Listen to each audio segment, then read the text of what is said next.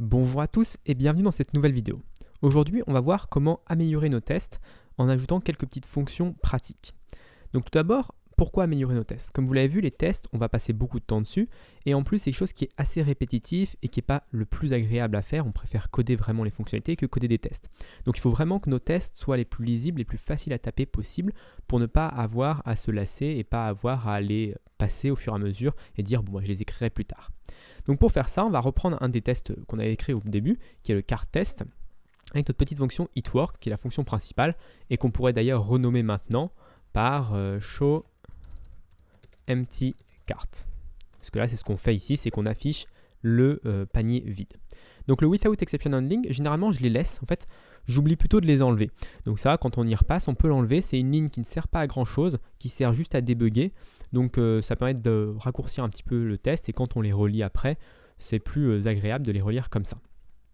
Ensuite, ce qu'on peut faire, c'est chaîner les réponses. Parce que là, on voit qu'on a notre réponse qui est ici. Donc on peut enlever le point virgule et chaîner, on va dire, toutes nos réponses les unes à la suite des autres, ce qui améliore aussi un petit peu la lisibilité.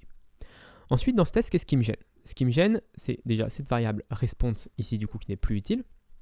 Et ensuite, la deuxième chose, c'est cette fonction anonyme. Il y a énormément de bruit. Ce que j'appelle le bruit, c'est un petit peu tous les mots-clés, tout ce qui n'est pas vraiment essentiel à la description du code. Par exemple, là, on a la fonction, on a un return, on a un paramètre ici, on a un product is empty. Voilà, on a plein de choses comme ça. Et donc, ça serait bien de pouvoir réécrire ça d'une manière un petit peu plus lisible.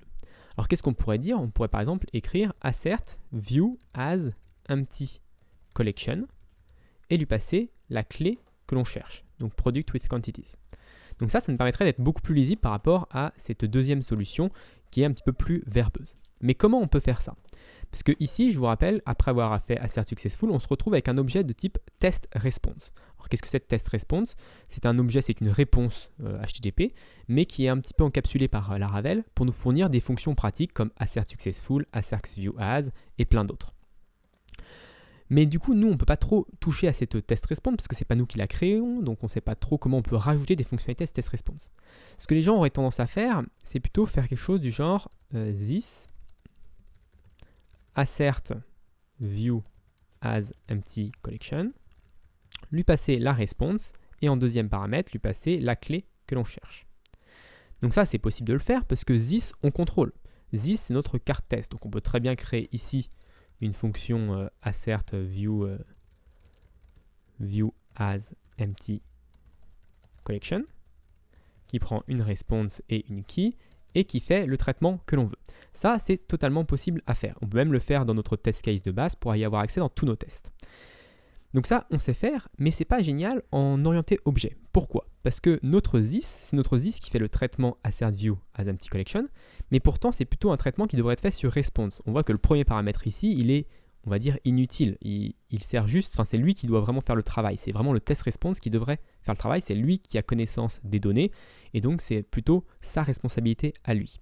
Et donc en orienté objet, on essaye de faire en sorte que le traitement se passe là où il y a les données. Donc si c'est response qui a accès aux données, c'est plutôt à response de faire le traitement. Donc ce qu'on voudrait, c'est avoir response assert view as empty collection et juste lui passer la clé. Le problème, c'est que response, comme je l'ai dit auparavant, c'est une test response qu'on n'a pas accès. Ben, il faut savoir qu'avec Laravel, et dans beaucoup des classes de Laravel, on a une fonctionnalité qui nous permet d'ajouter des fonctions. En cours d'exécution, on peut rajouter des fonctions à des classes existantes. Donc ça, c'est assez génial, ça s'appelle les macros, et on va voir comment les utiliser maintenant. Donc la première chose à faire, c'est que pour définir une macro, il faut le mettre quelque part. Et où est-ce qu'on va le mettre? Alors je pourrais le mettre ici, ma définition de macro, mais ça serait pas très logique parce que ça serait dans un test, et moi je veux y avoir accès dans tous mes tests. Donc je pourrais le mettre dans la fonction setup. La fonction setup, c'est une fonction ici qu'on écrit dans un test et qui est exécutée au début de chaque test. Donc cette fonction, il ne faut pas oublier de mettre parent setup à l'intérieur pour bien exécuter le setup de Laravel pour mettre en place la base de données, etc. Donc ça, c'est la base de notre fonction setup. Alors on peut la mettre dans cart test, mais ce qui est mieux, c'est de la mettre dans notre test case de base pour pouvoir y avoir accès partout. Donc je vais déplacer cette fonction setup dans notre test case de base, ici, afin de pouvoir y avoir accès partout, avoir mes macros accessibles partout. Alors maintenant, comment on définit une macro? Et bien, on va prendre la classe dont on veut. Donc là, nous, c'est test response, donc Illuminate Foundation Testing Test Response. Et on peut faire macro. et on va donner le nom de notre fonction. Donc là, c'est assert view as empty collection. Et en deuxième paramètre, on va mettre la fonction anonyme qui va être exécutée lorsqu'on exécute cette fonction. Donc c'est assez facile à mettre et ça nous permet de rajouter cette fonctionnalité à la test response sans y avoir vraiment accès. Ensuite, la fonction anonyme, elle va prendre les paramètres classiques que l'on devrait recevoir de notre fonction. Donc nous, on a dit qu'on voulait envoyer uniquement la clé. Donc si je reviens sur carte test et que je l'écris à nouveau, assert view as empty collection. Ici, je peux lui passer products with quantities. Donc c'est ça qui va être retrouvé dans $key. Ensuite, ce qu'on veut faire, nous, en réalité, c'est juste ce bloc de code. On ne va pas réinventer la roue, on va juste faire ces 3 lignes-là, mais on va les cacher derrière une fonction pratique. Donc je vais copier-coller ce bloc de code ici. Sauf que ce bloc de code, il doit être appelé sur $response. Et $response, on n'y a pas accès ici. On ne sait pas d'où il vient. On a dit qu'ici, on recevait uniquement la clé. Et donc, du coup, on est un petit peu bloqué à ce niveau-là. En fait, ce qui se passe dans les collections, enfin dans les macros, c'est que Laravel va nous donner accès comme si on était dans la classe en question. Donc en fait, on va pouvoir utiliser $this ici à la place de $response. Et vu qu'on fait une macro sur test_response, $this va être un objet de type test_response. Donc ça va être plutôt pratique. Ensuite, on fait notre assert view as. Ici, c'est pas product with quantities, c'est $key. Ici, ça va pas être $product with quantities, ça va être plutôt collection, puisqu'on va être générique. Et ici, je vais mettre collection. Donc ça, c'est notre premier refactor. Maintenant, je vais pouvoir enlever cette partie-là et relancer mon test pour voir si tout fonctionne. Donc ça, je fais php init-filter. On a tout qui est vert, donc ça fonctionne a priori correctement. Donc là, on a vraiment simplifié notre test de manière assez drastique. On avait quand même 5 ou 6 lignes et maintenant on n'a plus que 3. Et il est surtout très lisible, très rapide à écrire et très lisible. On récupère le panier, on vérifie que c'est bien successful, donc on n'a pas eu d'erreur. Et ensuite, on vérifie qu'on a bien une clé product with quantities pour la vue et que c'est bien une collection vide. Donc là, c'est assez propre. Maintenant, on va passer à quelque chose d'un peu plus complexe. Ici, si je renlève aussi le without exception handling, parce qu'on n'en a plus besoin pour le moment, on a ici quelque chose d'assez complexe avec une fonction anonyme. On avait vu que ça posait problème plus tard, parce que si on descend dans les tests plus tard, je descends un petit peu, on avait vu que quand on avait un product with quantities avec beaucoup de choses dedans, qu'on avait un produit A, un produit B, on n'utilisait plus cette fonction anonyme, mais on préférait récupérer la valeur directement dans une variable et ensuite faire des assertions classiques. Et on disait que c'était plutôt pratique. Donc on pourrait utiliser ce même système là-haut. Donc si je reviens ici, je peux remonter. Et si je reviens, hop, c'était sur cette fonction-là. Donc après le assert successful, je pourrais juste récupérer le product with quantities depuis le response original getData product with quantities. Très bien. Et ensuite, je peux faire mes assertions sur directement ce product with quantities. Donc là, je pourrais faire par exemple un this assert equals 1, product with quantities count. Ensuite, this assert true. Alors, c'est product with quantities first, product is product. Et this assert equals 1, product with quantities quantity. Donc ça nous permet de simplifier un petit peu les choses parce qu'on a 4 lignes et on n'a plus cette fonction anonyme. Donc on a à peu près le même nombre de lignes, par contre c'est beaucoup plus simple au niveau de la compréhension, on va dire, du code. On n'a plus ces différents end. Donc si je supprime cette partie-là, normalement sur ce test-là, on est toujours vert et on n'a rien cassé. Donc voilà, on est toujours vert, on a toujours les assertions, a priori, ça a fait le travail correctement. Donc maintenant, comment on peut améliorer encore un petit peu ce test? Tout d'abord, on peut juste simplement ici, à place d'utiliser assert equals, on peut utiliser assert count. En fait, si vous regardez dans la différence entre this assert equals et assert count, je vais vous montrer tout de suite. Je vais faire ça avec une collection vide. Donc assert equals 1, le count d'une collection vide. Donc normalement, ça ne devrait pas matcher. Donc si je relance le test, on a bien une erreur en disant que 0 n'est pas 1. Par contre, maintenant, si je fais assert count 1 de collect et que j'enlève le flash count ici et que je relance le test, on va voir qu'on a une petite différence. Au lieu de dire que 0 match 1, on va dire que la taille 0 match la taille 1.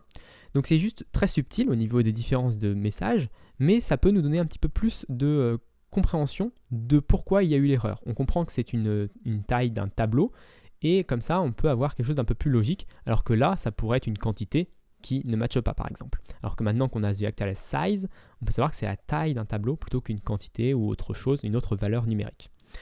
Donc c'est vrai qu'il faut toujours essayer d'utiliser assert count plutôt que assert equals quand on vérifie la taille d'un tableau.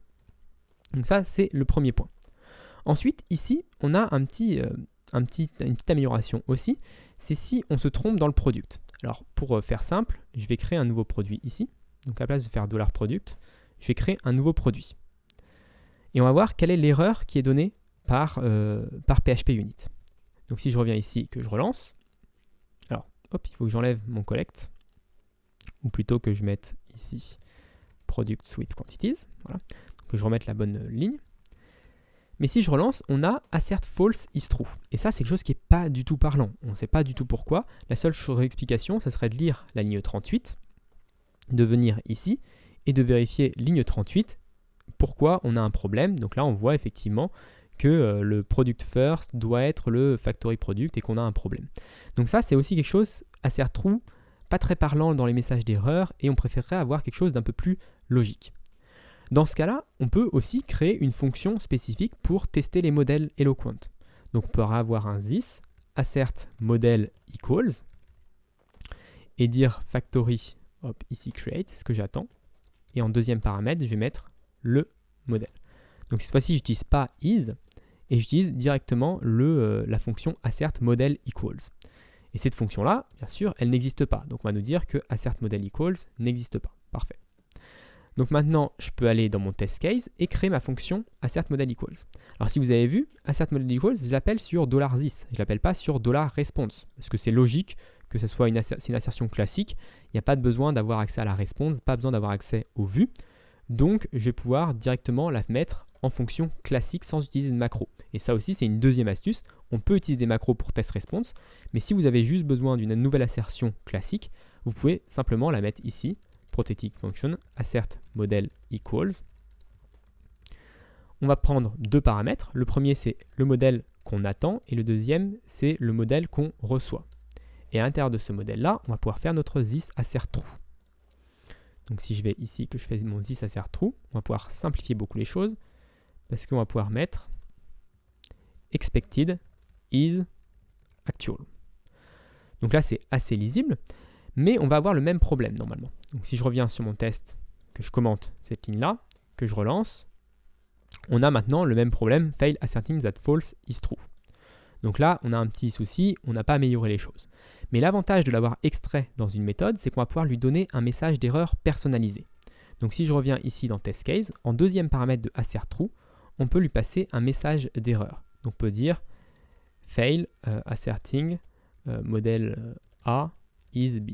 Voilà, pour l'instant, on peut juste faire quelque chose de ce genre-là.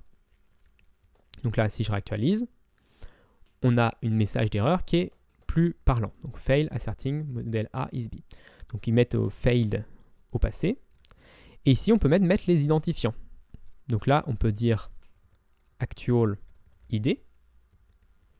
Et ici, on peut mettre expected ID pour être beaucoup plus clair. Donc je mets un dièse devant pour montrer que c'est bien un chiffre, un identifiant.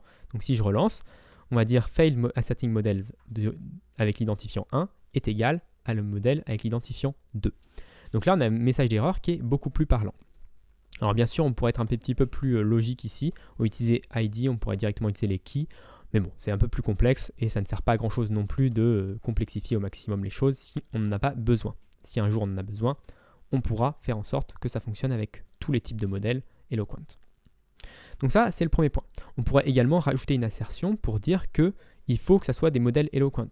On pourrait mettre ici par exemple un assert instance of en disant modèle Eloquent, donc Eloquent model class de actual. Donc on pourrait vérifier juste avant en disant il faut que ça soit un modèle Eloquent ce qu'on nous passe. Donc si je reviens sur mon test et que maintenant je vais ici, tac, je passe quelque chose qui n'est pas un modèle Eloquent, donc par exemple une chaîne de caractères, test, et que je relance mon test, on a une erreur beaucoup plus parlante qui nous dit que le test n'est pas une classe, n'est pas un modèle. Donc là, on a une erreur très parlante également. Donc ça, c'est vraiment ce que nous permet de faire les on va dire, les fonctions, extraire une fonction, nous permettre de rajouter des assertions supplémentaires au début. On pourrait d'ailleurs le faire pour expected aussi, si au cas où on se trompe dans notre test. Et ensuite, rajouter des messages d'erreur personnalisés qui vont être utilisables partout et qu'on n'aura pas besoin de rajouter à chaque fois 5 lignes de code dès qu'on veut tester que deux modèles sont égaux. Donc maintenant, si je reviens ici, je peux mettre les choses correctement, c'est-à-dire product ici qui va être en deuxième, c'est ce qu'on attend, et le premier c'est $product. J'enlève mon commentaire, je reviens, je relance mes tests, et on est tout vert, donc tout fonctionne. Et si un jour on a un souci à ce niveau-là, eh ben, on va avoir des messages d'erreur très parlants. Comment on peut encore améliorer ce test? On peut améliorer ce test en mettant une macro pour ça. Vous voyez là, on récupère quelque chose de complexe sur $response, et on se retrouve pas forcément avec quelque chose de simple ici à taper, response original get data product with quantities. Et là, c'est quelque chose qui va être dur à se rappeler et ça va pas nous encourager à faire de plus de tests et à rajouter des choses. Donc ça, c'est aussi quelque chose qu'on peut améliorer avec des macros. Parce que là, on appelle sur response. Et donc, on pourrait tout simplement avoir quelque chose du genre get data. Voilà. Une fonction simple qu'on appelle, on lui passe la clé et elle nous renvoie la valeur qui est dans la vue. On pourrait également appeler ça, par exemple, getViewData, pour avoir quelque chose d'un peu plus parlant, pour qu'on comprenne d'où viennent les données. On récupère bien les données d'une vue. Donc ça peut être intéressant. Donc si je lance mes tests maintenant, on va me dire que getViewData n'existe pas sur la response. Et donc du coup, dans test case, je vais pouvoir rajouter une nouvelle macro. Donc là, je vais dupliquer ça et je vais créer getViewData. Donc cette fonction-là, ça va être la fonction qui va nous permettre de faire le assert, le original. Donc je vais récupérer, hop, ici, l'original, et on va return, hop, à place de response, ça va être this, comme précédemment, et à place de product with quantity, ça va être $key. Donc là, ça va être une première possibilité, et on voit que c'est plutôt la même chose, la même type de macro qu'avant. Avant, on faisait une assertion supplémentaire, maintenant, c'est juste une macro qui retourne quelque chose, et du coup, on va pouvoir récupérer, ici par exemple aussi, on va pouvoir faire à la place de original get data, on va pouvoir faire response get view data et lui demander le product with quantities. Donc là aussi, on pourrait utiliser ces macros un peu partout et ça va simplifier beaucoup de nos tests. Donc si je remonte ici maintenant, cette ligne-là devrait fonctionner. Donc je vais relancer mon test et effectivement, ça fonctionne. Maintenant, imaginons que dans mon app HTTP controllers card controller, je me retrouve à oublier cette clé. Que je reviens ici, je relance, on a un undefined index product with quantities. Et ça se passe dans test case ligne 24. Donc si je vais dans test case ligne 24, on voit que c'est à ce niveau-là. En fait, on a récupéré le original, on a récupéré le get data. Par contre, le $key, eh ben, il n'est pas connu, il n'y a pas la clé $key dans la vue. Et ben là, c'est là où on peut encore tirer profit d'avoir extrait ce getViewData, c'est de rajouter une assertion spécifique. On pourrait faire this assert view as $key. Donc ça nous permet de vérifier que la vue a bien cette clé-là. Et d'ailleurs, ça nous permet de vérifier également que c'est bien une vue. Donc si on passe quelque chose d'autre qu'une vue, on aura un message personnalisé fait par Laravel. Donc on vérifie que c'est une vue, on vérifie que la vue a bien la bonne clé avant de retourner la clé correspondante.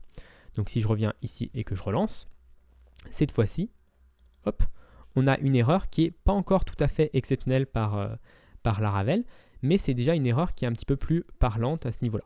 On a dit que l'arrêt n'a pas la clé product with quantities. Et ça, on voit que c'est une erreur qui est fournie par Laravel dans test response ligne 743. Donc Laravel pourrait bien sûr améliorer ce message d'erreur, il n'est pas parfait, mais au moins déjà, on a une erreur qui est un petit peu plus parlante.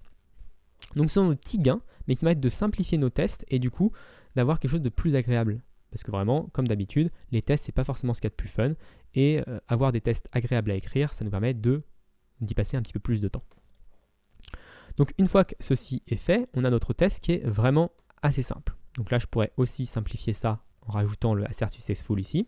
Je suis obligé de garder le $response pour pouvoir récupérer la valeur et ensuite faire un assert counts, assert model equals et un assert equals derrière juste pour vérifier la quantité. Donc si je descends un tout petit peu, on va pouvoir simplifier également ici. Par exemple, je peux tout mettre à la chaîne et à la place de faire un assert view as, ici je peux utiliser mon assert view as empty collection. Donc ça, c'est notre nouvelle fonction qui nous permet de simplifier encore cette collection. qui nous permet de simplifier les choses, qui nous permet d'enlever le $response et du coup d'avoir vraiment quelque chose de très simple. Si je relance ce test-là. Donc là, nous avons un appel à isEmpty onNull. Et donc c'est un petit peu bizarre comme erreur. Donc on peut diguer un petit peu plus loin en mettant test case ligne 19. Donc si je vais dans mon test case ligne 19, on voit que $collection ici est nul. Alors pourquoi $collection est nul? Parce que dans notre carte contrôleur, on a commenté la ligne là. Et il faut savoir que assertViewAs de Laravel ne fonctionne pas pareil quand on lui passe une fonction anonyme que quand on lui passe rien du tout. Donc quand on lui passe une fonction anonyme en deuxième paramètre, même si la clé n'existe pas, il va quand même appeler la fonction anonyme avec rien du tout. Donc ce qu'on peut faire ici, c'est faire un this assertViewAs $key tout en haut. Et juste en rajoutant ça, si je relance le test, on devrait avoir une erreur comme quoi la clé n'existe pas. Donc ça, c'est ce qu'on veut actuellement, c'est qu'on veut, s'il n'y a pas de clé, si la clé n'existe pas, on veut que ça échoue. Et ensuite, s'il y a une clé, on veut vérifier que la collection est bien vide. On pourrait également le faire de manière avec des end en disant not is null collection and collection is empty.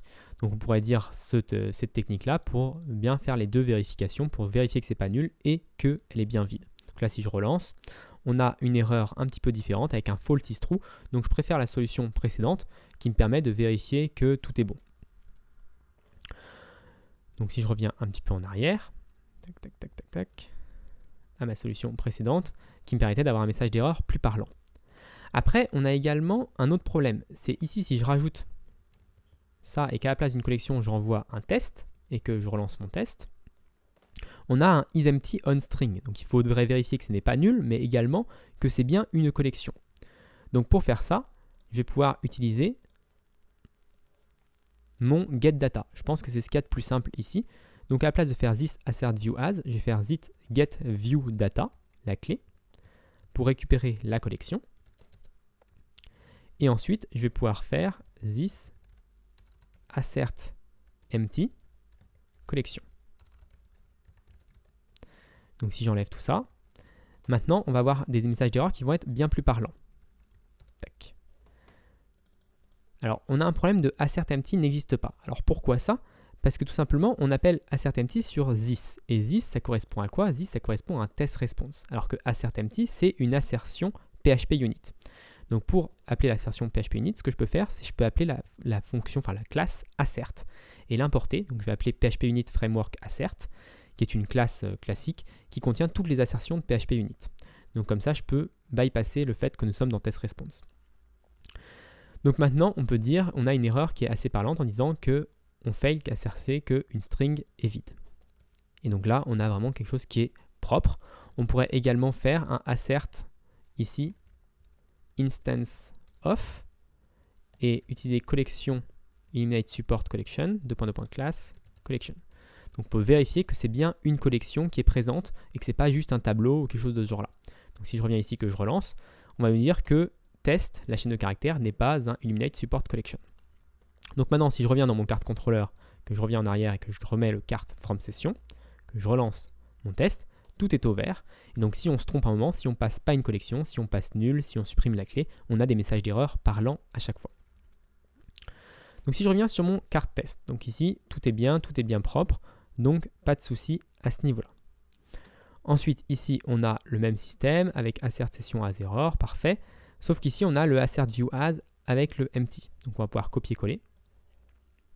En fait, on va pouvoir copier-coller ces trois lignes-là et les remettre à chaque fois à la place des 5 lignes. Donc à chaque fois, on va simplifier nos tests.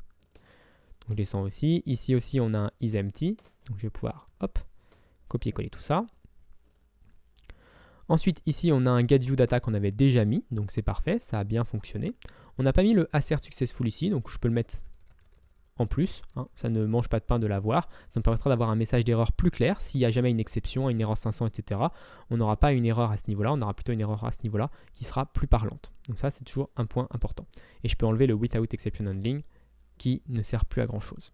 Ensuite, ici, on a les mêmes concepts que la dernière fois avec le count. Donc on peut faire un assert count 2 à la place de faire flash count. Donc ça simplifie encore un petit peu notre ligne et ça nous permet d'avoir des messages d'erreur plus performants.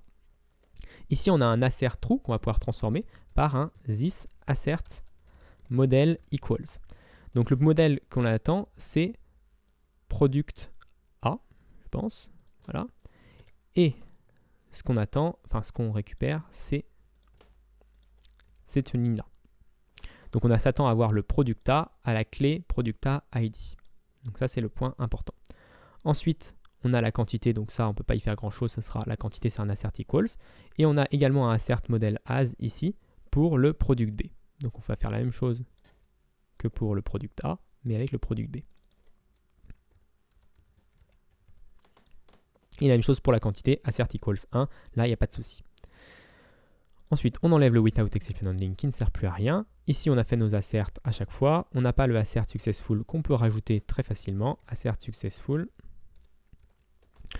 On récupère avec response get data à place de récupérer get view data à la place de récupérer avec le original data. Donc ça, c'est un petit peu plus simple comme ça. On a ici un assert count de 1. Et on a également un assert model equals. Donc ça va être $product en premier. Et en deuxième, ça va être simplement product with quantities first product. Ensuite, on a la quantité exactement. On enlève ces deux lignes-là. Donc vous voyez, on simplifie un petit peu notre code et ça nous permet vraiment d'avoir des tests qui vont être plus lisibles et qui vont être meilleurs à relire par la suite. Donc là, on peut utiliser getViewData. Donc ça peut être également un petit peu réparatif, mais c'est ce qu'on ne l'a pas fait depuis le début. Je vous conseille vraiment dès le début de votre projet ou très rapidement dans votre projet d'introduire ce genre d'helper qui vous permettent de ne pas avoir à repasser sur tout votre code et de faire les choses bien, on va dire, du premier coup pour ne pas avoir à repasser. Après, c'est vraiment du détail. Nos tests, ils fonctionnaient, ils vérifiaient bien les choses avant, donc il n'y a pas forcément besoin de passer en particulier derrière tous nos tests pour avoir quelque chose de propre. On peut le faire au fur et à mesure. Ce qu'on appelle le Boy Scout, c'est-à-dire que quand on développe, il faut toujours laisser le lieu mieux que quand on est arrivé. C'est-à-dire que dès que vous êtes sur un fichier, une classe et que vous devez faire une petite modification, rien ne vous empêche d'aller voir s'il n'y a pas 2-3 trucs qui peuvent être améliorés. Retirer un assert, un without exception handling, transformer un assert count, etc. Donc ça permet vraiment d'avoir quelque chose d'un petit peu plus logique, enfin d'avoir quelque chose d'un peu plus joli au fur et à mesure, sans avoir besoin de repasser d'un seul coup, passer une journée à passer sur tout notre code pour tout modifier. Voilà, dès qu'on passe sur une classe, dès qu'on passe sur un test, on essaye de l'améliorer un petit peu, et puis dès qu'on a, voilà, comme ça, au fur et à mesure, notre code base s'améliore. Donc je vais juste finir ce test case là, et puis on va passer à des choses un petit peu plus poussées. Donc une fois que tout ceci est fait, j'ai fini toute ma classe de test, je vais pouvoir relancer tous mes tests et voir si j'ai pas fait de petites erreurs. Donc effectivement, j'ai fait quelques petites erreurs dans CarTest ligne 277. Hop, ici c'est getViewData. Si je relance, et ici on a un petit problème avec un identifiant qui ne correspond pas. Ligne 105, donc CarTest. Ligne 105, ça nous permet de vérifier un petit peu qu'on n'a pas fait de grosses erreurs à ce niveau-là. Donc là, c'est Product A, et on a un petit problème, c'est qu'il n'y a pas d'identifiant. Alors ça, c'est un petit peu étrange, on va faire, et donc on va pouvoir débugger un petit peu tout ça. Donc, je vais relancer juste ce test-là, can add to products, pour isoler l'erreur, et on voit que le premier dièse est vide. Donc, on va voir un petit peu s'il n'y a pas un souci qui est logique, product A, product B, product A, product B. Donc a priori, il n'y a pas de problème à ce niveau-là. On a bien le ID ici. Donc je vais aller dans mon test case et je vais faire des DD pour vérifier un petit peu les choses qui vont bien. Donc je vais faire un DD de actual et un DD de expected.